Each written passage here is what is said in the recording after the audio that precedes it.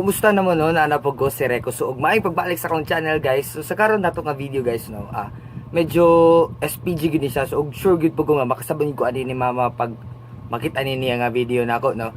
Pero okay ra kay ako namang gitaguan daan ang silig sa balay. Wow, nakakalo na. Agi sa mukha ko sa buhok. So, balik ta sa ato ang topic no.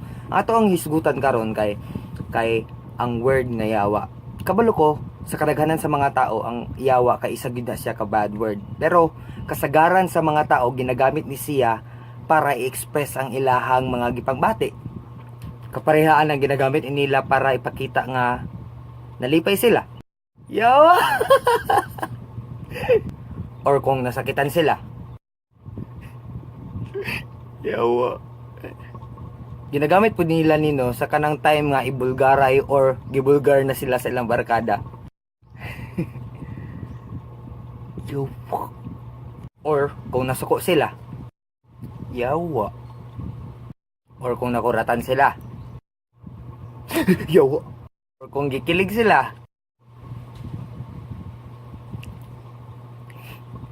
Pati kung nahadlok sila. Yawa.